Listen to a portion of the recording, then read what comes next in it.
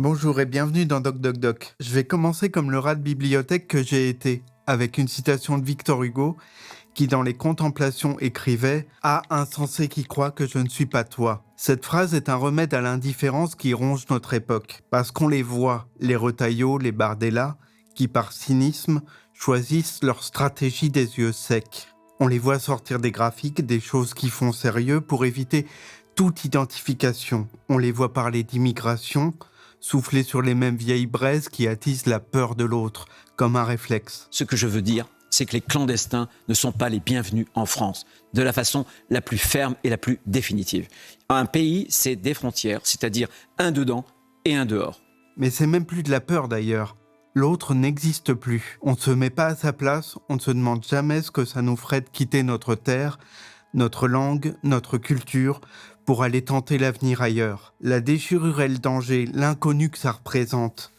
À quel point on devrait soutenir ceux qui tentent cette odyssée, au lieu de les désigner comme des coupables, des menaces. Mais pour ça, il faudrait soutenir leur regard et raconter leur histoire. Ce que tous les éditocrates éviteront soigneusement pour continuer de ne pas offenser la main qui les nourrit. Ils iront toujours dans le sens des préjugés qui triomphent en tête des sondages. La France fait sa part, mais il faut ce message d'universalisme. Moi, je ne suis pas indifférent et nous devons être humains, accueillir en particulier ceux qui fuient des conflits. Mais on doit aussi être rigoureux parce qu'on a un modèle social qui est généreux. Et on ne peut pas accueillir toute la misère du monde. Alors comme ça, on ne peut pas accueillir toute la misère du monde ? C'est pas une question de pouvoir ou non. Moralement, on le doit, c'est tout. Parce que les épreuves qu'ils traversent pour atteindre nos rivages doivent être considérées et honorées. Ça devrait être notre preuve d'humanité et de solidarité la plus évidente. Je veux donner à ressentir à travers 3 films ce que ça signifie l'exil. Démasquer l'indignité des discours qui humilient les exilés quand ils sont des exemples de courage. Et plus profondément reconnaître en eux des semblables, des frères. Renverser le récit avec des récits.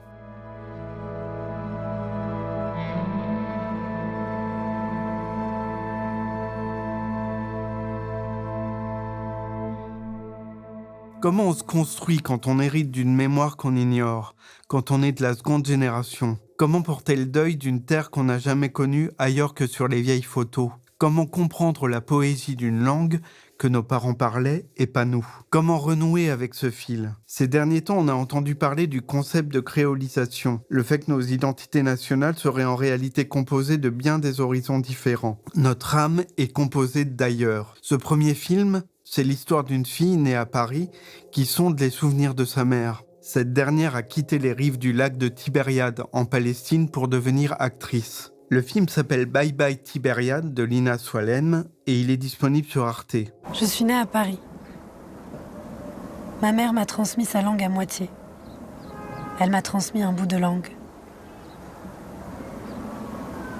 Quand j'étais petite, elle m'emmenait passer tous les étés dans son village palestinien, Dar Hanna. Ce village, elle l'a quitté il y a plus de 30 ans pour réaliser son rêve de devenir comédienne. Elle m'a jamais parlé de son départ. À chaque fois que je la questionne sur son histoire, elle me répète « N'ouvre pas les douleurs du passé ». Les enfants veulent briser les silences, entendre le passé et les poèmes qu'ils contiennent, raviver les douleurs d'une blessure originelle pour tisser le lien avec ce non-dit qu'ils ressentent, cette part d'eux-mêmes qu'ils ignorent. L'exil porte en lui une amnésie qui rejaillit sur les générations suivantes. Les images d'hier se superposent sans cesse à celles d'aujourd'hui. En me filmant, mon père m'inscrit dans l'histoire des femmes de ma famille.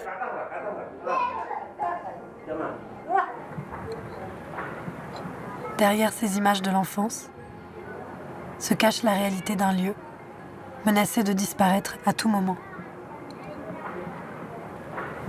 Ces images sont le trésor de ma mémoire, que je ne veux pas laisser échapper. Je sais qu'elle risque, elle aussi, de tomber dans l'oubli. Quand on parle de doc, depuis suffisamment longtemps, on voit des ponts entre eux. Ce sont toujours des images pour lutter contre l'oubli. Une superstition ancienne disait que la photographie volait un peu de l'âme de ceux qui y sont représentés. Il y a cette prétention de mémoire et d'éternité. Se dire que si les gens meurent, les endroits disparaissent, On gardera leurs traces dans l'éternel présent d'une pellicule. Dans les films de famille, il y a de ça aussi. Inscrire des souvenirs. Se dire « ça a été ». On lutte contre la disparition des témoins et des lieux. On réunit les racines dispersées. Je les vois, errer de village en village, à la recherche d'un refuge. Arrivé à la frontière avec le Liban, ils s'arrêtent. C'est là qu'Ali apprend que sa fille aînée Hosniyeh est déjà de l'autre côté, en Syrie. Ali veut la suivre, mais son mari refuse.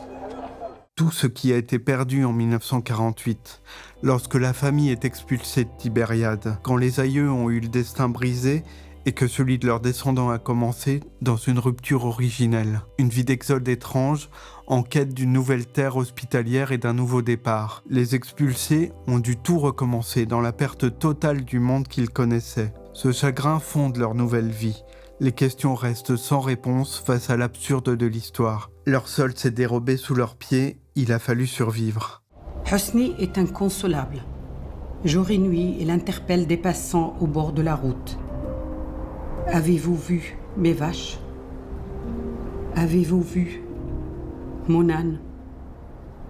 J'entends l'écho de cette question posée au monde encore aujourd'hui. Avez-vous vu mes vaches, mon âne, ma vie? Hosni perd la raison et meurt de chagrin. Et Ali se retrouve seul. Il a 8 enfants et une machine à coudre pour les faire vivre. Ça vous guette dans les silences, les deuils que vous ne comprenez pas. Dans les poèmes de sa mère que cette fille découvre, les sons évaporés, les musiques douces, les anciennes caresses qui dormaient dans les mots. Tout ce qu'on ne dit pas est l'origine des larmes, la nostalgie des bonheurs d'avant les destins brisés, quand une famille entière est morte, une première fois. On ne se remet jamais des blessures de ce passé. لم أعرف طوال حياتي لحظات أسعد من تلك التي عرفتها عندما كنت أعيش في طبرية. فمنذ 50 عاماً لم تطأ قدمي هذه البلدة، وتغيرت الحياة منذ ذاك الحين ليس في طبرية فقط وإنما في جميع أنحاء البلاد. نادى الإنجليزيون وأمرونا بترك بيوتنا بحجة أن اليهود كانوا قد أعلنوا الحرب على الفلسطينيين. سوف أموت قريباً وسوف تدفنون جسدي مع تاريخي وصلواتي وذكرياتي. Les mémoires sont en ruine, les filles de 3 générations tentent d'en revisiter les vestiges, les souvenirs ressassés sur les vagues du lac, les généalogies interrompues. Il s'agit de transmission. Les anecdotes, même celles qui font rire aux éclats, deviennent des temps retrouvés, des mystères résolus. On efface la distance entre elles et leur passé, car la douleur affleure dans un appel à la grand-mère laissée au pays. À quoi ressemble ce monde dont le regard des vieux est endeuillé? Eux qui ont connu une guerre qui éclata alors qu'ils n'avaient pas 16 ans. Les drames qu'ils contiennent et dont leurs enfants n'ont pas idée, mais gardent la douleur. L'armée britannique l'escorte vers Tibériade. Elle a à peine le temps de retrouver sa famille qu'ils sont aussitôt expulsés de la ville. Nehmat ne sait pas encore que les choses ont changé pour toujours.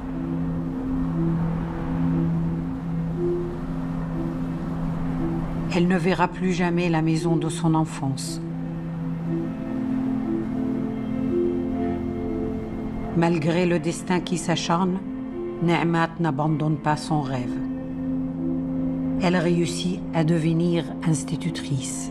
Elles reviennent sur les lieux du passé et dans les appartements vidés de leurs souvenirs. Les murs sont bien souvent indifférents au destin qu'ils abritent. Celle qui part aura toujours ce doute. Elle voulait être actrice, connaître une autre vie, quitter les siens, sa grand-mère. Elle retrouve des vieilles photos dans des boîtes, des bracelets mystérieux, des objets qui la relient à ses disparus. Mais les exilés au fond portent toujours la culpabilité du départ. À quel âge tu m'as amené la première fois? كان عمرك 1.5 أول مرة لما جبتك هون. كان بدي إياك تتعرفي على أمي. Et pourquoi cette Nehmat n'est pas venue à Paris pour ma naissance? لأنه قبل ما خلقتي كنت مقررة ما أرجعش لهون. كانت علاقتي مقطوعة مع أهلي. بس لما خلقتي كنت وكأنك الملاك اللي صلحني مع أهلي. La mère tente de rétablir le lien avec ses aïeux à la naissance d'un enfant. C'est comme une réconciliation avec la famille. Peut-être qu'il y a quelque chose qui nous relie plus fort à nos parents quand on le devient à notre tour, quand on ne rêve plus d'être une page blanche, mais une continuation, quand on n'est plus seul comme dans l'enfance ou la jeunesse, quand on prend conscience aussi de l'époque, du chaos qui nous entoure. Sa mère a eu le courage du retour après avoir eu celui du départ. Elle doit aller au bout d'une forme de deuil. Le mari de ma tante Boutaïna est très patriote. Sa famille aussi s'est réfugiée à Darhanna. Ils sont originaires d'un village qui s'appelle Shajara, dont ils ont été expulsés en 1948. Shajara se situait à 14 km de Tibériade. Le village est aujourd'hui détruit. Arrive un moment de l'existence où on s'aperçoit qu'on ne connaît pas forcément le monde de ses parents. On entend la jeune Lina en voix off le découvrir, tentant de comprendre et de résoudre les mystères dans le regard de sa mère. Au fond, on ne s'arrête jamais vraiment pour regarder nos mères. On ne les voit que par rapport à nous. Les découvrir comme des femmes qui existent hors de nous. Leurs enfants, c'est également l'objet de ce film. Sa mère a été celle qui a rompu la tradition et la continuité. Les mariages qui réunissent la famille et les villages entiers. L'ombre des terres dont ils ont été expulsés plane sur les images des grandes fêtes. Un pays disparu sonne aussi la fin de l'unité des familles qui y vivaient. Les militaires et les contrôles routiers pèsent sur la vie des villes. Le pays natal devient inhospitalier même pour ceux qui y ont toutes leurs attaches. C'est l'origine de l'exil, cette respiration qu'on espérera plus facile ailleurs. C'est aussi une histoire d'émancipation pour échapper au patriarcat et au destin tout tracé. Tout m'étouffait. Même les gens que j'aimais m'étouffaient.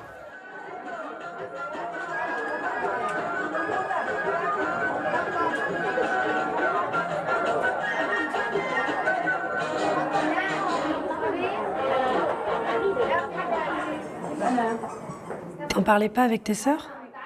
Avec mes sœurs, j'ai l'impression que on n'a jamais parlé vraiment de mes choix. Et vous avez jamais parlé de ton travail d'actrice? En rigolant, pour se moquer, ou pour me dire « Pourquoi t'as fait ça ?» Le malaise sur les images, le regard triste et perdu de cette femme qui cherchait sa liberté, si différente de ses sœurs et des conventions auxquelles elle ne se pliait pas. Elle commettait le crime de préférer son métier à sa famille, s'exiler pour tenter de s'appartenir. Mais toujours cette mère portera la trace de sa rupture, le déchirement de son envol. Ma mère a choisi de partir. Je suis née de ce départ, de cette rupture, entre deux mondes.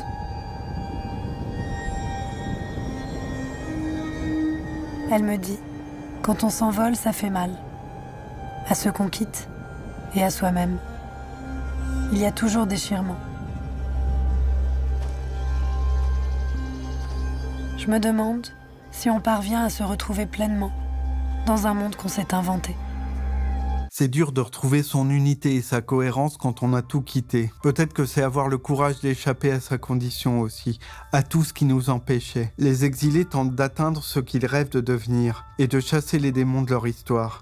Ils doivent s'inventer un récit, dans le monde et en eux, avant de se reconstituer peut-être dans le regard de leurs enfants, et trouver enfin la force des retrouvailles et la nostalgie des anciens parfums.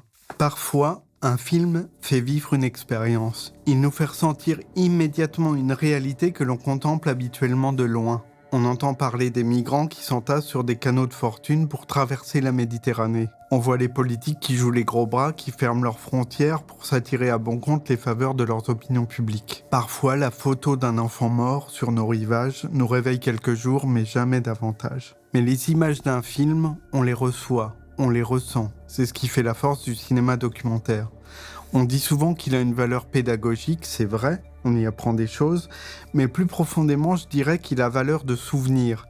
Et quand on a saisi grâce à lui une part de réalité, il devient intime et personnel comme une part de nous. C'est ce que j'ai éprouvé en découvrant ce film, Save Our Souls, de Jean-Baptiste Bonnet. Il est visible en salle et il est magnifique. Il fait le pari du temps long et de l'image nue sans commentaire. Alors la distance est abolie et le spectateur devient témoin à bord du bateau. Au début, on scrute l'horizon et il n'y a rien. On voit des gens se relayer aux jumelles, interroger le silence et les éclats de lumière qui scintillent sur la mer. La tension monte doucement, dans l'appréhension de l'inconnu et des périls qui s'annoncent. Viking, we are leaving the area. Don't threaten us with weapons. Don't shoot with weapons. We are Libyan Coast Guard, just leave us alone. We are leaving the area. This is international waters. You can't shoot to us. You can't shoot to us. We are leaving the waters now.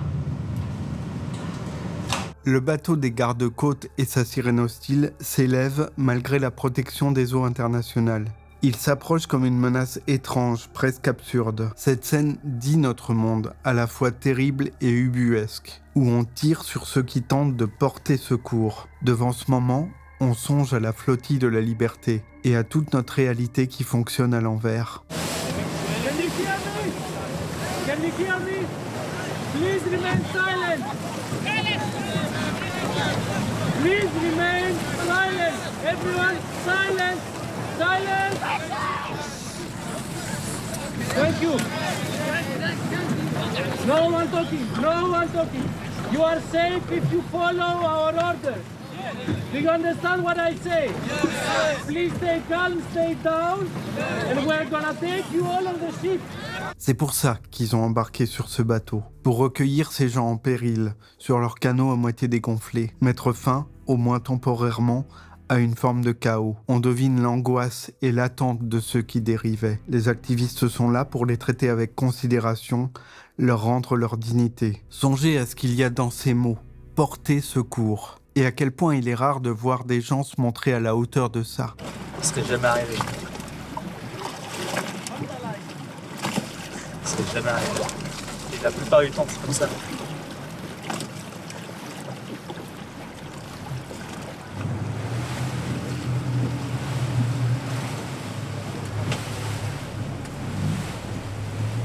On voit ici pourquoi c'est un scandale. Pourquoi ils se noient dans la mer. Ils embarquent sur des bateaux qui coulent et ils meurent dans l'indifférence du monde entier. Beaucoup n'arrivent pas au bout de leur périple. Et le pire est que nos gouvernements bien souvent s'en félicitent implicitement. C'est ça, la réalité effective du racisme. C'est pas une opinion, c'est une indifférence criminelle et une condamnation à mort. Prétendre que ces gens doivent rentrer chez eux, c'est nier toute la force du désespoir qui les a incités à partir. 10 بالليل هلا حتناموا وترتاحوا انتوا هذا you are safe now it's okay you're sick I want to check my body system. I'm not feeling fine. Chest, I have a chest pain. okay come Body system. come with me سجاير مو هون there can you take him to the doctor no what kind of problem you have Sur le bateau qui les sauve, on demande leur nom aux naufragés, leur histoire en détail. On les soigne, on fait attention à eux, à hauteur d'hommes et de femmes. On leur rend leurs mots en même temps que toute leur intégrité. Sans doute y aura-t-il des bonnes âmes pour me dire que c'est trompeur, que ça sert à rien, que c'est une goutte d'eau qui règle rien à un problème généralisé. Mais ce n'est qu'un prétexte à la résignation, à la lâcheté. Les lâches brandissent tous le même slogan, ce bouclier de bonne conscience où il est écrit « On peut rien y faire ». Un adage dit pourtant que sauver une vie, c'est sauver l'humanité entière.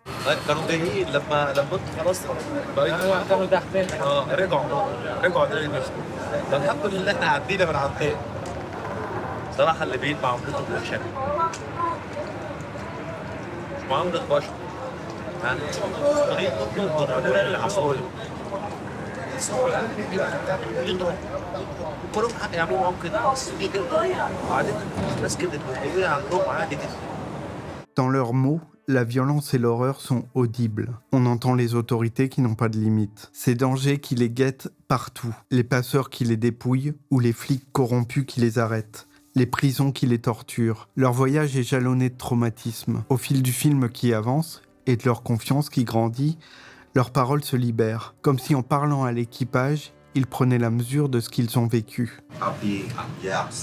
Yeah, no, We went through a lot in Libya. Libya don't like black, they don't like us. Yeah. I've been to prison many times. Yeah. How long did you pass in Libya? I've been in Libya more than 1 year. Yeah, please. More 1 year? Yeah. This time, they don't like us. They can even take us to work. We work for them, they will not pay us. To what? They will not pay us. They will work for them, they will not pay us. Rather, they will beat us, threaten us with guns. They want to take our life. And where I come from in Nigeria, a lot has happened here. People are dying every day. Ce monde-là ne fait pas la une des journaux. Pourtant, la vraie insécurité, ce sont eux qui la subissent. On les maltraite, on les bat, on les insulte et on ne les paye pas quand ils travaillent. Souvent, ils meurent. Je vois le réconfort de cet homme qui dit qu'il est heureux de se sentir enfin en sécurité. Ce que nous tenons pour acquis du bon côté de nos frontières. Tout est survie dans ce que cet homme décrit. Un rapport au réel qui ressemble à un cauchemar dont il cherche à s'échapper.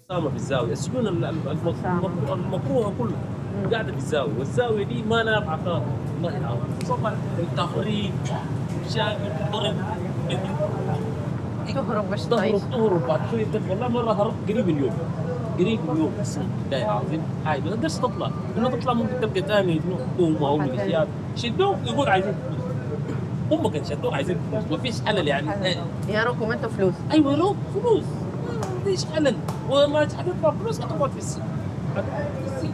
Ce doc est fort de ces témoignages, toutes ces embûches dont ils réchappent de peu pour prétendre à leur avenir. Ils ont vu l'humain dans ce qu'il pouvait avoir de pire. Sur le bateau, ils ont la place de s'épancher. Il s'agit de sauver aussi les âmes, comme le dit le titre, Save Our Souls. Kidnap me and my mother. They kidnap you? Yes, me and my mother. From December to February. It was only you and your mother, no more. They kidnapped one person, but the person is not alive. They also killed him? Yes. Oh my! In Libya? They killed my mother. They killed my mother. They killed your mother? Yes.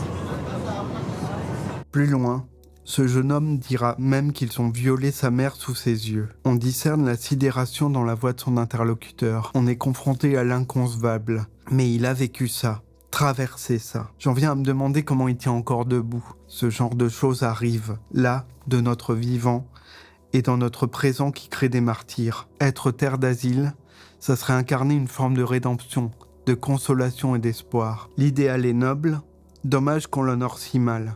شو الشغلانات اللي كنت بتعمل هنا؟ انا نجار. نجار.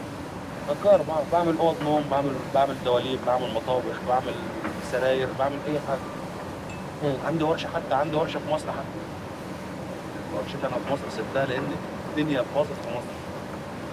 جو نام، السيسي، مشاريع وطرق وكباري. ودمرنا الصراحه، دمرنا. وجدت 30 سنه. الصغار دفعت على ما يكبروا وانت هتجيب كمان 30 سنه. ما عندهم سنتين ثلاثه دلوقتي ولا عندهم مثلا 5 6. هتجيب انت تكمل كمان 30 سنه اللي انت تربيهم تعملهم كده. صحتك هتجيبك من الشغل المجهود ده كله. وبعدين النجاره شقه. ده كتير. Il s'agit simplement pour eux de se faire un avenir, pour élever leurs enfants. Leur odyssée douloureuse est tout entière tournée vers des cieux plus cléments où ils pourront vieillir en paix. Est-ce qu'à leur place, j'aurais le courage d'aller tout recommencer ailleurs? Dans les limbes et sur ce bateau, ce film permet d'entrevoir un peu de leur passé et un peu de leurs rêves. C'est sans doute un répit avant le mauvais accueil qui leur sera fait en accostant. Je crois pas que le cinéma soit fait de genre qui ne communique pas. Parfois, la fiction pose un regard si implacable sur la réalité qu'elle la met en lumière avec la même force qu'un documentaire.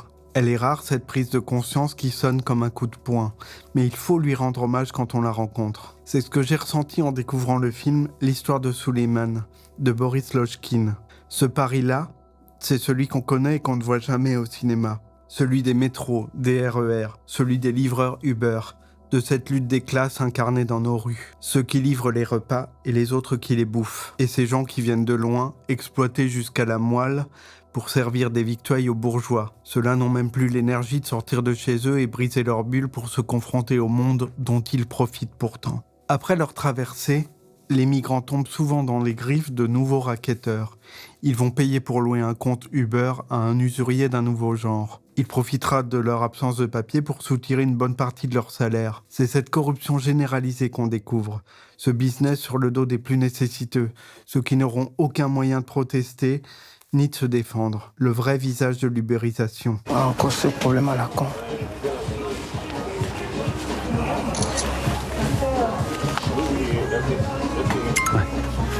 S'il te plaît, Manuel. Il y a moyen que tu me payes aujourd'hui, s'il te plaît. Déjà, combien t'as fait là? Là, je suis à 253. 253?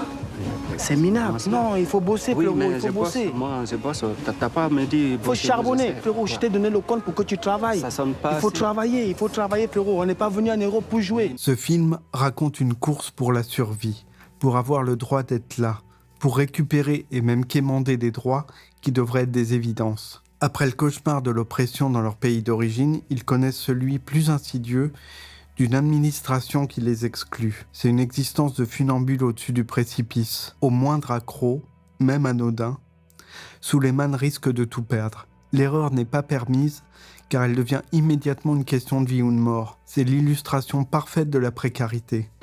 Yandi, amafle bona tambana be no. Yandi. Madame, ma femme, il y a un crédit cola. Ouais, une telle la crédit cola. Mais là, ça n'a pas de bon conne. Voilà, comme va muso mankende. Est-ce qu'il a nalala ya la basi tala kanye tu info? Ok. Bref, il y a un qui a mis pour la canette ou un homme sur la basi. Ouais, mais attends, comment ça au hamim bona ne mba muso wati be nye message masrona quoi mankende et toi je te demande et tu me dis c'est pas un problème. Comment ça c'est pas un problème? Au pays, il y a sa mère, malade, à la charge de cet homme au téléphone à qui il doit envoyer de l'argent pour payer son traitement. Et c'est là qu'on réalise. Souleymane et ses semblables se retrouvent pris au piège d'un système organisé, mafieux, un capitalisme sans règles. Ils deviennent des travailleurs corvéables à merci, sans recours, des esclaves modernes dont les revenus sont là pour perpétuer leur asservissement. On profite d'eux et de leur labeur jusqu'à ce qu'ils s'épuisent. Ils sont des ombres à notre service, des silhouettes qu'on enjambe, des galériens aux oubliettes et des victimes désignées d'office que personne ne viendra secourir. Le 19 février 2019, les agents du gouvernement sont venus pour vous annoncer la destruction de vos maisons. Le 22 février 2019, tu as été...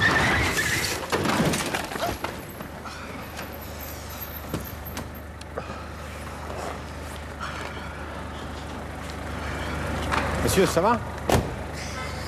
Monsieur, oui, ça va. Vous n'avez pas vu le feu? Il suffit d'un rien pour que la machine se grippe. Une commande refusée parce que le paquet est endommagé et que le client est roi. Un feu rouge grillé dans la nuit parce que Souleymane révisait le récit qu'il devait connaître par cœur pour obtenir le droit de rester en France. C'est une vie toujours tournée vers le coup d'après, toujours à anticiper un avenir incertain, se prémunir contre la tuile qui peut lui tomber dessus à chaque instant. Son existence est tributaire d'un risque perpétuel. Les rues de Paris deviennent un dédale où il se débat en quête d'une sortie. Sangaré Souleymane. Oui, ce sera le 10. Monsieur, d'habitude, vous me donnez 42? Non, j'ai que le 10 ce soir. Mais j'ai mes affaires. Bonsoir Souleymane, s'il te plaît. J'ai mes affaires là-bas. Il y a des gens qui attendent, s'il te plaît. Bonsoir, Laurent, s'il vous plaît. Prenez votre pied. Allez, bonne soirée. Souleymane, baby vélo. Dès qu'on passe sur ce la baby vélo. Khalil, fi Allah. Maintenant, il me faut un compte. Faut que tu m'aides à avoir un compte. Souleymane. Où vivent ces hommes? Où dorment-ils? En lisière et en banlieue, à l'abri de nos regards. La solitude leur devient un luxe inaccessible. Tout est fait en groupe. Ils s'entassent dans des bus en fin de soirée pour avoir une place dans un lit superposé. Le soir tard, on voit le héros enlever enfin ses écouteurs, ne plus être relié à ce téléphone qui le flique et qui est sa ligne de vie.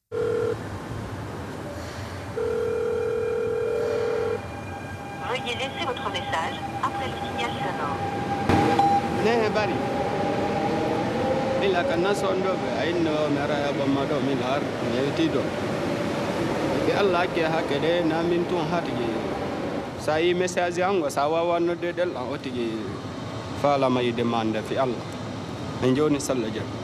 Le fait est que l'existence qu'ils trouvent ici est aussi précaire que celle qu'ils ont quittée. Je ne sais pas s'ils s'attendent à se heurter à nos imperturbables préjugés, s'ils ne sont pas victimes eux aussi des paravents de nos récits, ceux qu'ils voient dans les livres, les films ou sur les réseaux. Ce film montre ce que vaut réellement notre accueil, ce qu'ils trouvent au bout de leur odyssée. Cette exploitation de l'humain par l'humain et ces abus dont tout le monde se fout. Il a vraiment morflé le pays des droits de l'homme.